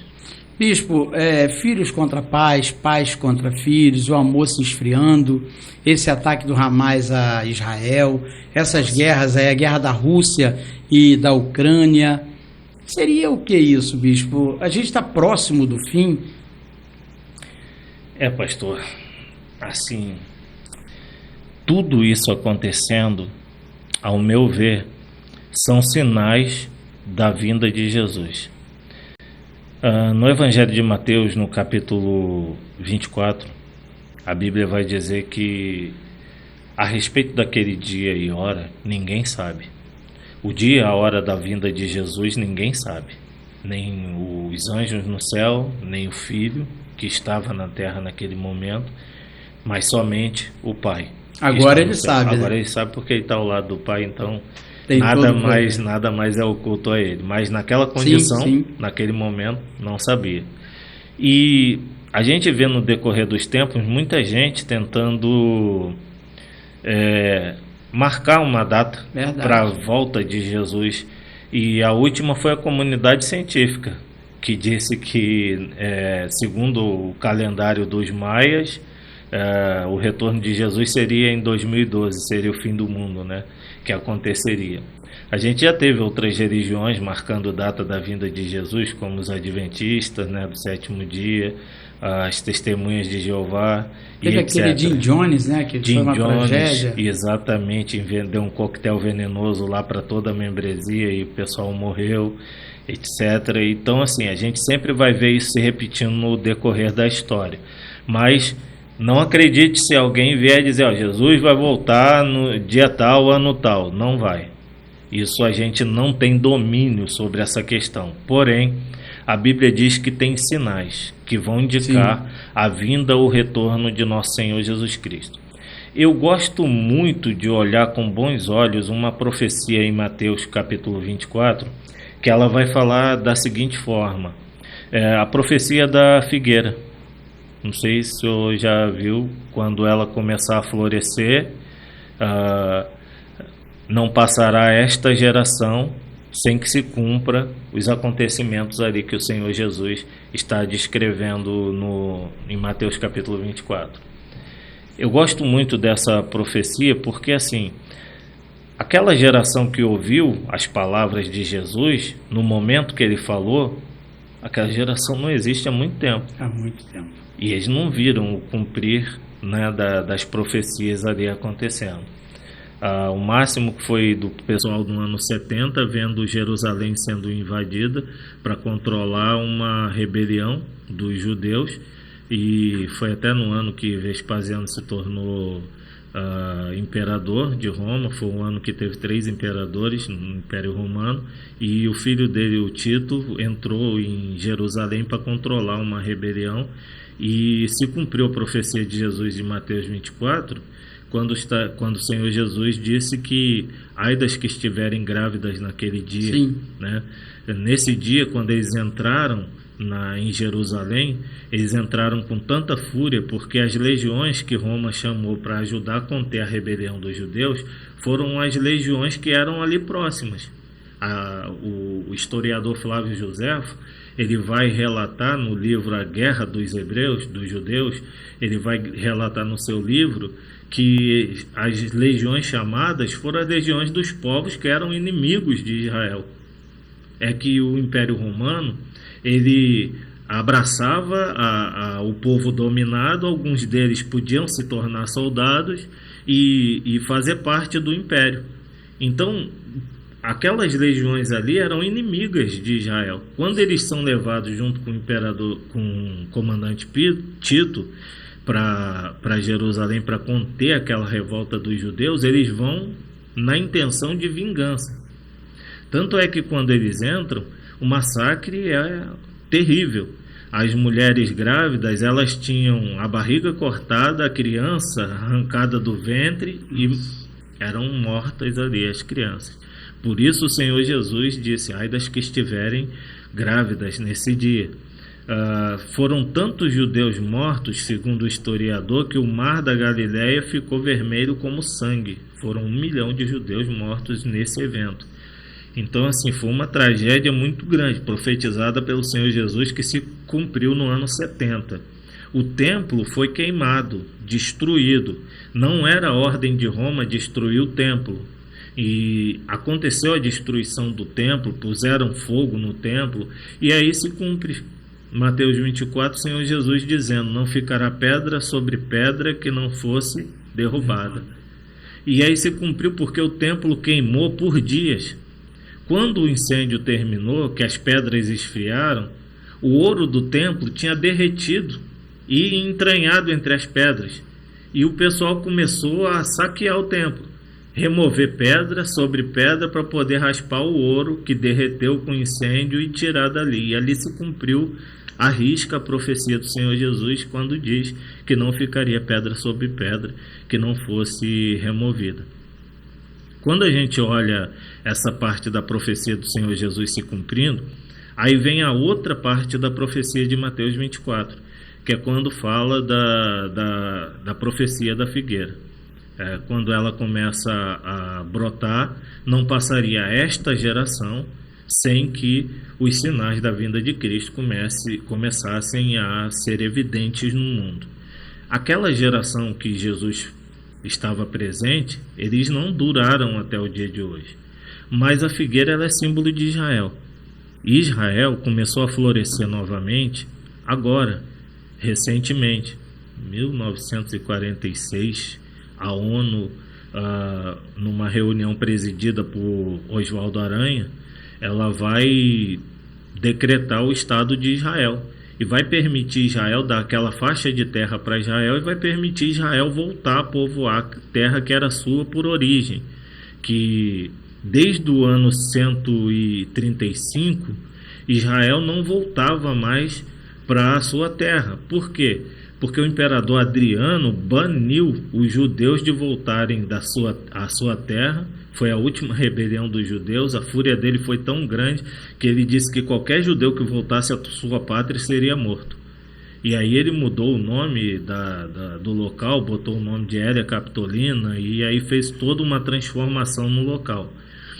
E os judeus foram dispersos pelo mundo. Mas no acontecimento de 1946, quando a gente vê o Estado de Israel sendo novamente proclamado, aquela faixa de terra sendo dada a Israel, quando em 1948 Israel se torna um Estado novamente, uma nação, e os judeus eles chegavam de embarcação a milhares, vindo de todo o mundo, para a sua terra, para a sua pátria amada novamente. Ali se cumpre o florescimento da figueira. A figueira começa novamente a florescer ali, e o Estado de Israel começa a ter vida novamente. Então conta uma geração dali da figueira para cá. Você conta uma geração, a Bíblia diz que uma geração, uns 70 anos mais ou menos, né? Da figueira para cá, uns 70 anos mais ou menos. Davi, o Salmo vai dizer que passou disso com cansaço, com o enfado da carne. Então você conta aí uma geração, 70 anos, joga em cima de 1948, quanto é que dá? 2000 e algo. 2018, alguma coisa assim, né? Por aí. Então, a partir desse período, né, dessa data, os sinais iriam começar a pipocar no mundo inteiro. 2019, qual foi o sinal? Pandemia. A pandemia, né? A pandemia. 19 Final de 2019. O primeiro sinal, pandemia, começou. Então, de lá para cá, você está vendo sinais pipocando no mundo todo. A Lua já começou a ficar vermelha, produzindo o ferro, né? Nas extremidades da Lua, já está com coloração vermelha. Aí você começa a ver o sol muito mais quente. Saiu um estudo agora que dentro de alguns séculos a vida na Terra é impossível por causa do aquecimento global. Teremos temperaturas acima de 70 graus. Então vai ser impossível viver na superfície da Terra. Nem animais, nem vegetação vão viver mais. Ou seja, a própria comunidade científica já disse, não tem mais muito... 70? No máximo em 70 anos. Daqui a 70 anos? Perdão. Daqui a alguns séculos. Alguns séculos. Daqui a alguns séculos a comunidade científica já disse que não tem vida mais na Terra. Porque a temperatura está aumentando muito por causa do aquecimento global. Esse estudo saiu semana passada. Semana passada foi relatado isso aí. E o aquecimento tá evoluindo de uma forma muito grande. Foi identificado que a Terra aqueceu mais de 1 grau no último século. E isso já está causando uma catástrofe imensa. Cidades inteiras pegando fogo, como foi o caso lá daquela cidade dos Estados Unidos, do Havaí, né? Os rios secando, né? Os rios secando, exatamente. Ciclone aqui no Rio Grande do Sul, né? O Brasil está encarando umas tempestades muito fortes. O Canadá estava em chamas há pouco tempo atrás. Se o Senhor Jesus voltasse hoje, já se cumpriram... Bom, se fala do Evangelho ser pregado a todas as nações, né? Na realidade, a palavra grega para todas as nações é taefne, que quer dizer todas as etnias. Não nações na demarcação geográfica, mas todas as etnias. Por exemplo, o Paquistão ele é uma nação nos limites geográficos, mas tem 400 etnias ali dentro. E o Evangelho precisa ser pregado a eles. Mas a igreja fracassou na missão de pregar o Evangelho. É difícil dizer isso, mas nós fracassamos. Um dos últimos estudos sobre a questão da evangelização de missões, nós investimos menos de 1%. A Igreja Mundial investe menos de 1% do que arrecada em missões. É menos do que os americanos gastam por ano com fantasias de Halloween para os seus cachorros. Essa é a importância que a gente dá a missões. Então nós fracassamos no trabalho missionário, porque os povos que não têm igreja, os povos que não há cristão suficiente ali, não há conhecimento, não tem Bíblia no idioma deles, ninguém manda missionário para lá. Você manda missionário para onde já tem igreja, para onde já tem Bíblia. E esse pessoal diz que é missionário. Não são missionários. Eles podem ser evangelistas, estão estruturando um campo para a igreja. Mas missionário que está indo tem que ir para o lugar onde não há igreja, aonde não tem como eu vou dizer, condições do evangelho ser propagado ali naquele lugar. Então, quando eu envio missionários ali, aí sim, eu vou ter resultado. Eu estou cumprindo o ID de Jesus. Como a igreja fracassou nisso aí, A gente está tendo notícias agora recentemente, inclusive o portal Portas Abertas, que é um portal missionário, acabou noticiando que muitos muçulmanos estão sonhando com Jesus e Jesus pregando para eles e eles se convertendo. É aquela palavra que se a gente não pregar, as pedras clamarão. Vão clamar, exatamente. Então, assim, aonde a igreja não está chegando, Jesus está se revelando àquele povo. Eu creio que a vinda do Senhor está muito próxima e não vai ser esse empecilho que vai impedir o retorno da vinda do Senhor. E ele até fala, né, bispo, que os dias seriam abreviados. Tem até uma passagem que diz que o Senhor abreviaria aqueles dias, porque senão até os escolhidos se perderiam, né? Agora, eu queria saber do senhor como se dará a vinda do Filho do Homem, né? A Bíblia diz que todo olho o verá, inclusive aqueles que ultrapassaram.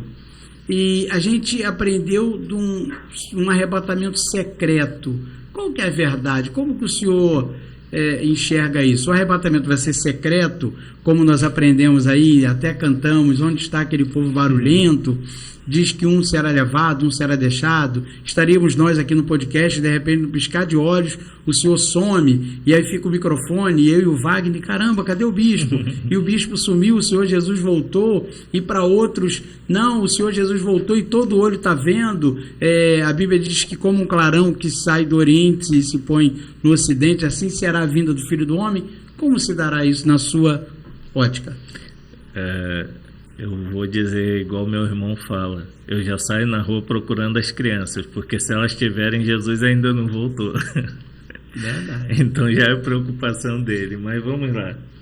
A questão da segunda vinda do nosso Senhor Jesus Cristo é uma questão que ela tem evoluído com o passar dos anos. A época que eu era adolescente, né, que eu voltei para a igreja e comecei a me inteirar do evangelho novamente, da questão de escatologia que eu gosto muito, eu comecei a olhar a visão que se tinha naquela época e a visão que nós temos hoje. Não é que o pessoal mais antigo, eles não tinham, eles estavam pregando uma heresia, era porque era a luz que eles tinham naquele momento. Naquele momento da história era a luz que eles tinham. Hoje, nós temos uma clareza maior, até mesmo por causa dos tempos que vivemos. O avanço tecnológico, etc., nos ajuda a compreender um pouco melhor a questão da vinda de Jesus e até de alguns contextos, como marca da besta, esse tipo de coisa. Hoje você já tem uma visão bem mais ampla sobre isso, porque vivemos essa geração. O apóstolo Paulo ele vai relatar na sua carta aos Tessalonicenses que a vinda do Senhor ela vai acontecer da seguinte forma: primeiro os que morreram em Cristo ressuscitarão, depois nós, os que ficarmos vivos, seremos arrebatados ao encontro do Senhor nos ares. O apóstolo Paulo ele dá uma descrição desse evento, como esse evento vai acontecer. Ele diz que o Senhor voltará no céu com um toque da trombeta, com um alarido. O alarido é o barulho de muitas vozes. O Senhor vai descer nos céus, na nuvem, com seus santos anjos. Nessa vinda, Jesus não toca o chão. Nessa vinda, ele fica no céu, nas nuvens. E nós somos levados à presença dele. E nesse processo, nosso corpo será transformado em um corpo incorruptível e encontraremos com ele nos ares. O apóstolo Paulo ele usa a expressão que será num abrir e fechar de olhos. É quando os teus olhos piscam involuntariamente para poder lubrificar o teu olho. Então isso leva uma fração de 1/10 de segundo. Não significa que esse arrebatamento vai acontecer em 1/10 de segundo. Sim. Ele está dizendo que a coisa vai ser rápida, vai ser repentina. Eu acredito que seja a afirmação que ele está fazendo é que vai ser repentino. Quando você olha Mateus 24, aí você vê o Senhor Jesus também falando sobre a vinda dele, o próprio Senhor Jesus. E olha o que ele diz: assim como o relâmpago sai do Oriente e se mostra até o Ocidente, assim será a vinda do Filho do Homem. E aí, nesse texto, imagine um relâmpago cortando o céu de uma ponta a outra. Todo mundo vê, né?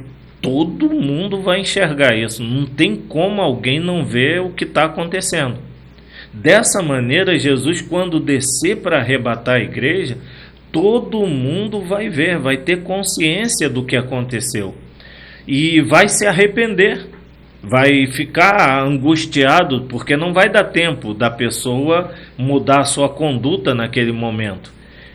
A igreja sobe, as pessoas veem a igreja subir e depois fica aquela angústia, aquele desespero das pessoas quererem procurar a igreja e não ter mais. As pessoas quererem a palavra, alguém para pregar a palavra e não ter mais. Aí é onde entra o momento da angústia. A Bíblia fala sobre um período chamado de grande tribulação, que vai durar 3 anos e meio. O total são 7 anos, mas são 3 anos e meio de uma falsa paz e 3 anos e meio de uma grande tribulação, segundo a Bíblia, a qual o mundo jamais viu. Ou seja, terrível. É algo que vai ser muito intenso, muito grande. A Bíblia fala lá em Apocalipse capítulo 6 sobre 4 cavaleiros. Um cavaleiro do cavalo branco, que é o anticristo. Esse do capítulo 6 não é Jesus, é o anticristo. Esse cavaleiro do capítulo 6, ele tem uma coroa, ele é coroado. Olha o que o texto diz. Ele é coroado pela humanidade. Ele tem um arco e uma lança na mão, uma flecha. Ou seja, a extensão do domínio dele é grande. Mas ele foi coroado aqui na terra pelos homens. Ele não pode ser Jesus. Jesus é Rei dos Reis Sim. e Senhor dos Senhores. Então esse cara aqui, ele recebeu o poder dado pelos homens, pela humanidade. Daniel 9:27 vai dizer que o anticristo vai fazer uma aliança com muitos por uma semana. Uma semana não de dias, mas uma semana de anos, 7 anos. O anticristo vai fazer uma aliança com muitos por uma semana. Só que na metade da semana, 3 anos e meio, ele rompe, ele quebra a aliança e começa a perseguição. Aqui está a grande tribulação. A igreja vai passar pela grande tribulação? É uma das grandes perguntas que sempre fica, se a igreja vai passar pela grande tribulação. Pela perseguição da grande tribulação, eu acredito que não. Mas o início dos 3 anos e meio da falsa paz, acredito que a igreja fique nesse período. Porque, bicho, só um parênteses, a gente olhando para toda a narrativa bíblica, a gente vê que Deus, ele nos livra dentro do problema, né? Uhum. Lá ali na cova dos leões, Deus podia ter livrado antes, mas livrou Daniel dentro da cova dos leões. Aqueles homens lançados na fornalha de fogo, o 4º homem foi lá com eles. O povo que gemia 400 anos no Egito, Deus, quando disse, olha, Moisés, vi eu a aflição do meu povo e desci a fim de libertá-los, mas no meio do problema. Uhum. Então, por isso que é uma grande multidão de pessoas que acreditam que serão arrebatados sim, seremos arrebatados sim, mas no meio da angústia, no meio do problema. Exatamente. Até porque o cristão, ele fica mais aprumado, ele busca mais a Deus, ele fica mais santificado quando ele está no meio de uma prova, né? Porque geralmente quando a gente está bem abastado, a gente tende a... Perfeito, perfeito. Eu vejo que é assim, a igreja ela vai ser arrebatada, ela vai ver o anticristo, ele estabelecendo a aliança política com o mundo, inclusive o mundo já está dividido em blocos econômicos, né? E o anticristo, quando surgir, vai fazer uma coligação entre esses blocos econômicos, e como a Bíblia diz que só vai poder comprar, vender, ou seja, ter vida social, quem tiver a marca da besta, né? Acreditava-se que a marca era um número, né? na testa ou na mão. Acreditava-se até recentemente que poderia ser a implantação de um microchip, só que eu tenho uma visão um pouco peculiar sobre isso. Eu acredito que a mão fala de atitudes e a mente fala de metanoia, mudança de entendimento, né? Então, com o advento do metaverso, quando você bota o óculos de realidade virtual e você entra para o metaverso, você está vivendo num mundo que foi criado por alguém que não foi Deus. Não sei se vocês têm intimidade com a questão do metaverso, mas no metaverso, o meu avatar lá dentro, ele tem poderes que eu não tenho aqui fora. Imagine se eu sou deficiente, eu não posso andar. Mas no metaverso eu posso voar. eu tenho autoridade com o meu avatar lá dentro de ter superpoderes. A vida vai ser mais interessante para mim aonde? Aqui fora ou lá dentro? Caramba. Então, você olha o filme Avatar, aquele rapaz que tinha problemas, né, uma paralisia nas pernas, ele entra dentro da máquina e ele tem um avatar dele lá naquele mundo, e lá naquele mundo, aquele rapaz, ele cria uma vida, uma estrutura e uma família, até que chega o ponto que ele decide que quer viver lá. O metaverso veio exatamente para isso. Se você olhar o filme Matrix 4, o Matrix 4, você vai ver que lá, quando eles entram no metaverso, está escrito bem grande na parede principal, God Machine, Deus Máquina. Quem criou o metaverso? O Deus Máquina. Qual é o Deus Máquina? A inteligência artificial. Tem até uma passagem na Bíblia que diz lá no Apocalipse que foi dado poder à imagem da besta que falasse. Inteligência artificial. Então você pode aguardar que isso aí tá tudo casado. Então quando eu decido rejeitar o mundo que Deus criou para mim e decido morar no metaverso, eu estou aceitando viver num mundo criado pelo Deus Máquina e rejeitando viver no mundo do Deus Eterno. Para mim, não existe uma marca da besta que mais se enquadre no contexto do Apocalipse. Bispo, mais polêmica, né? Para mim. Então, bispo, a gente já está chegando já no final desse podcast. Eu queria que o senhor deixasse suas considerações finais, olhando para aquela câmera ali, que o senhor pudesse falar, quem quisesse filiar o Comem, que o senhor deixasse uma mensagem rápida aí para quem está nos assistindo quanto ao seu trabalho eclesiástico. Amém. Primeiro quero agradecer ao convite de estar aqui, poder ter esse papo alegre e agradável sobre a palavra de Deus e sobre outras questões. E também mandar um beijo para minha esposa, a Gisele, casados há 20 anos, né? Amém, parabéns. Fizemos 20 anos de casado e diria que faria tudo novamente, viu? Tá Amém. Perfeito o nosso casamento. Glória e que Deus continue abençoando. Amém. E quem quiser se filiar ao Comem, o nosso telefone é 982-985134, também é o WhatsApp. Nosso site é comem.store e você pode acessar.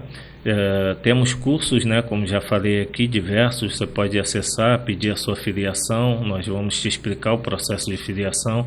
Querendo fazer os nossos cursos, nós não cobramos mensalidade. Nossos cursos são pagos em uma taxa única e bem barata. Por exemplo, um curso de teologia com 54 matérias, você vai pagar uma taxa única de R$250 e vai ter o curso inteiro. Então, assim, a intenção não é ganhar dinheiro, a intenção é divulgar o conhecimento e manter a instituição funcionando para poder abençoar a vida de cada um dos ministros. Glória a Deus, o saber não ocupa espaço, não é verdade? Verdade. Queria agradecer o senhor mais uma vez, uma honra tê-lo aqui. A gente futuramente teremos um outro podcast, porque temos muitos assuntos, né, polêmicos e interessantes, que não dá para destrinchar tudo em 1h30, 1h40. E você que está em casa e que nos acompanhou até agora aqui no podcast A Palavra Pode, eu quero te agradecer, pedir para que você se inscreva no nosso canal no YouTube, @apalavra_pode, no Instagram, @apalavra_pode_, que você divulgue esse trabalho cujo objetivo é realmente levar luz ao seu conhecimento, levar uma palavra de vitória, levar uma palavra de Deus, uma palavra de vida para você, tá bom? Fique com Deus e até um próximo episódio.